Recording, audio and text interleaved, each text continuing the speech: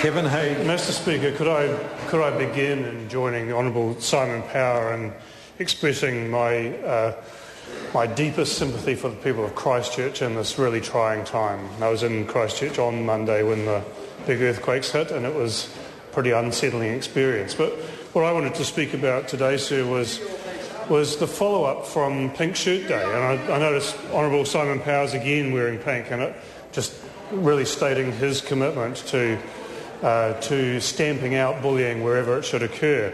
The members from I think most parties joined me in April in wearing pink shirts to take a stand against bullying wherever it should occur.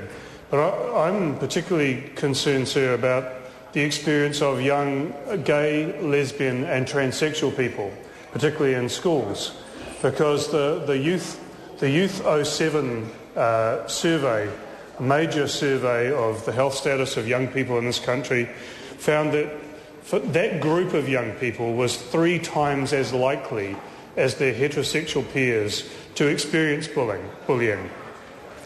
Recently, sir, two organisations, Rainbow Youth and Queer Youth, took the initiative of encouraging young people especially to write to the Prime Minister about their experience of bullying, or to express their concern about the issue.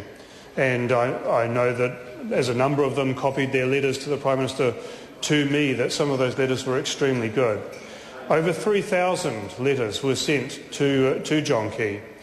And I want to express my thanks and appreciation to the Prime Minister for his subsequent action of agreeing to meet with representatives of those two organisations to hear their follow-up concerns about the issues.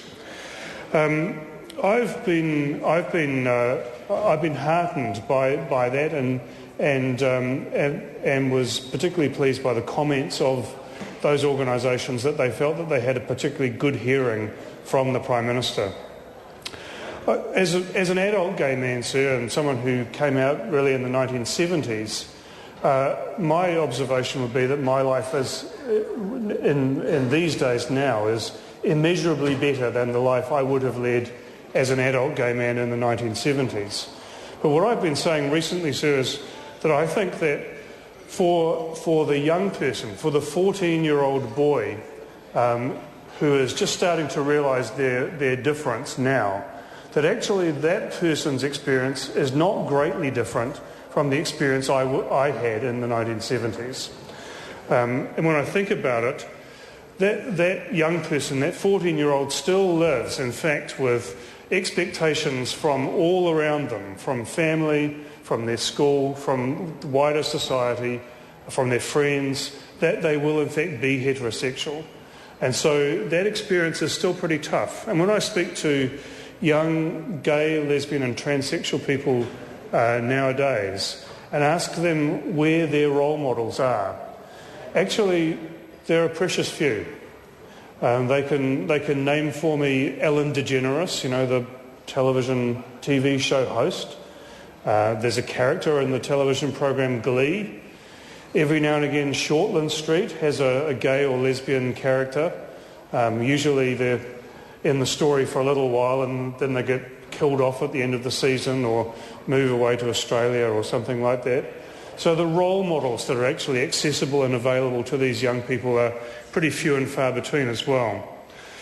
It's simply not good enough, in fact, because the reality is this, that the feelings of fear and isolation experienced by those young people lead in turn to damaged self-esteem, and that psychosocial risk factor itself leads to real risk of plenty of health and other consequences. It underpins, for example, drug and alcohol abuse. It underpins the risk of depression.